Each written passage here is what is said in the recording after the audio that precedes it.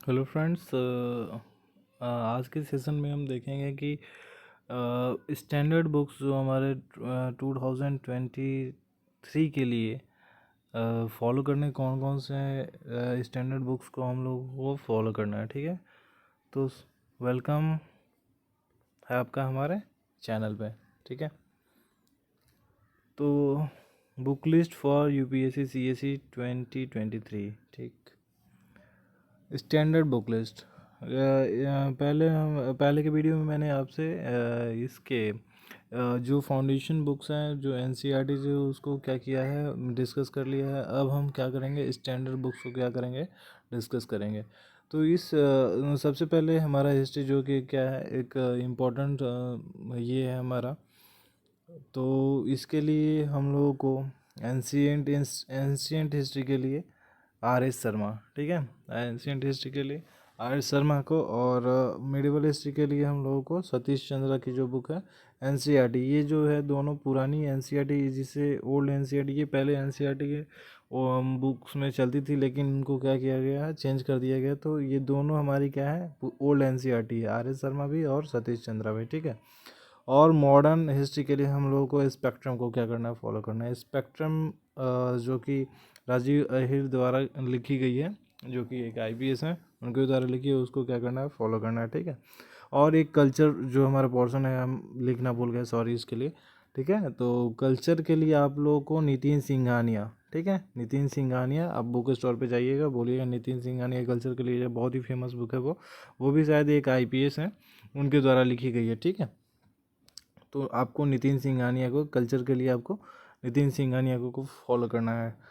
और दूसरा सेक्शन आता है हमारा पॉलिटी। पॉलिटी के लिए आपको बस एक बुक फॉलो करना है, जो कि है लक्ष्मीकांत। लक्ष्मीकांत को छोड़ के आपको किसी भी चीज़ को क्या करना है, फॉलो नहीं करना है। इससे आपका प्रीमियस दोनों हो जाता है। ठीक है, ज्योग्राफी के लिए आपको एनसीईआरटी, ठीक है, 11th-12th की एनसीईआरटी बहुत अच्छे से फॉलो करनी है। ठीक है, अगर आप 6 से 10 तक एनसीईआरटी नहीं पढ़ते हैं, मतलब आपका बेस स्ट्रॉन्ग है थोड़ा बहुत, तो आप 11th-12th की एनसीईआरटी को पढ़ के भी क्या कर सकते हैं, अपना सिलेबस कवर सकते हैं। और उसके साथ आपको एक एटलस को फॉलो करना है।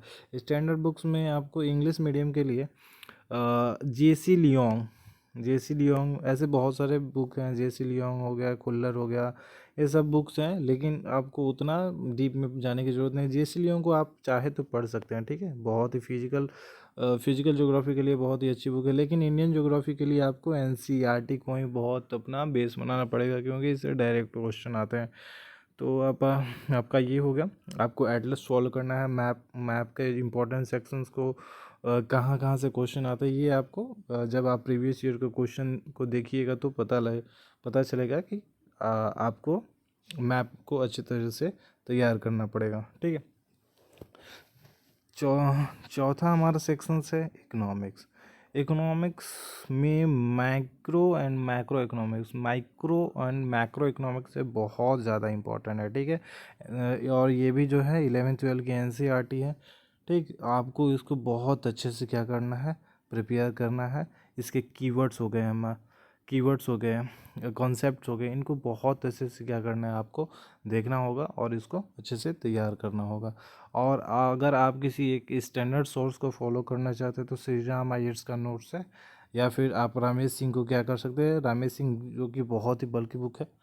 तो मतलब ये भी श्री राम आयर्स का नोट्स भी थोड़ा बल्कि है, लेकिन आपको अगर दोनों में से किसी एक को फॉलो करना है, दोनों को फॉलो नहीं करना है, लेकिन एनसीईआरटी को आपको फॉलो करना है, यही आपका क्या है, बेस है। ठीक, अम, ये हो गया आपका श्री राम आयर्स। दोनों में से आप या तो श्री राम आयर्स का नोट्स फॉलो कीजिए या रमेश सिंह को फॉलो कीजिए। ठीक, और नेक्स्ट हमारा सब्जेक्ट आता है इन्वायरमेंट एंड इकोलॉजी। अभी जो है, जैसा कि आपको पता होगा या नहीं पता होगा, हम आपको बता देते हैं, आईएएस का एग्ज़ाम और इंडियन फॉरेस्ट सर्विस का एग्ज़ाम, ठीक है, दोनों एग्ज़ाम जो है एक साथ ही होते हैं। ठीक है, तो इसकी वजह से जो इन्वायरमेंट एंड इकोलॉजी का जो वेटेज है, थोड़ा क्या हो गया है, अभी कुछ सालों से बढ़ गया है। ठीक है, तो इसके लिए आपको एक स्टैंडर्ड सोर्स को फॉलो करना पड़ेगा ही, जो कि एक शंकर आईएएस का बुक है, उसको आपको फॉलो करना है। ठीक, और नेक्स्ट हमारा टॉपिक है science and technology. Science and technology के लिए आपको एनसीईआरटी को 6 से लेके 10 तक आपको, जैसा कि पिछले वीडियो में आपको बताए थे, उसको फॉलो करना है। ठीक है, अगर आप किसी स्टैंडर्ड सोर्स को जानना चाहते हैं तो विजन IAS का साइंस एंड टेक का नोट्स आता है, उसको फॉलो कर सकते हैं। और अदर इम्पोर्टेंट्स टॉपिक्स और सब्जेक्ट जैसे कि आपका बता सकते हैं कि सोसाइटी हो गया, ठीक है, सोसाइटी हो गया, इंटरनेशनल रिलेशंस हो गया, और आपका गवर्नेंस हो गया, और आपको गवर्नेंस के बाद आपको आता है सोशल इश्यूज़ हो गए, ठीक है, सोशल इश्यूज़ हो गया, डिजास्टर एंड मैनेजमेंट हो गया, इंटरनल सिक्योरिटी हो गया। ये सभी जो है टॉपिक्स हैं, और ये सभी जो है आपको मेनली करंट अफेयर्स को आप पढ़ के क्या कर सकते हैं, अच्छे से प्रिपेयर कर सकते हैं। ठीक है, और इसके लिए आपको करंट अफेयर्स पे ही ज़्यादा बेस वो होना चाहिए। ठीक, और उसका नेक्स्ट टॉपिक आपका आता है मोस्ट इम्पॉर्टेंट टॉपिक्स, हमारा मोस्ट इम्पॉर्टेंट सेक्शंस एरिया जो हमारा है आपका मतलब प्रिपरेशन का है, वो है करंट अफेयर्स जो कि बहुत ही ज़्यादा क्या है, इम्पोर्टेंट है इसके इस एग्ज़ाम के लिए, क्योंकि मेनली जितने भी सारे आपके स्टैटिक पोर्शंस हो गए, ठीक है, तो जितने भी आप स्टैटिक पोर्शंस को पढ़ रहे हैं, तो स्टैटिक पोर्शन से अब मान लीजिए कि आपका टॉपिक है प्रेसिडेंट, ठीक है, तो प्रेसिडेंट से डायरेक्ट क्वेश्चन आते भी हैं, और वो जो मेनली जो है करंट अफेयर्स से लिंक्ड होते हैं। ठीक है, मान लीजिए कि अगर करंट अफेयर्स का उस साल में, जिस साल आप एग्ज़ाम दे रहे हैं, उस साल अगर कोई न्यूज़ है, तो मेनली हो सकता है कि आपको करंट अफेयर्स के टॉपिक से ही क्या करें, कुछ उस स्टैटिक टॉपिक रहेगा, ठीक है, टॉपिक आपका स्टैटिक रहेगा, और जो इश्यूज आपका रहेगा करंट अफेयर्स में, उसको क्या करेगा, वो पूछ सकता है। ठीक है, तो ऐसे ही क्वेश्चन जो हम आपको UPSC के सिविल सर्विस एग्जामिनेशन में देखने को मिलेंगे। ठीक है, और ये जो है करंट अफेयर्स आपका जो सिविल सर्विस का होता है, बहुत ही मतलब थोड़ा सा अलग लेवल का आता है।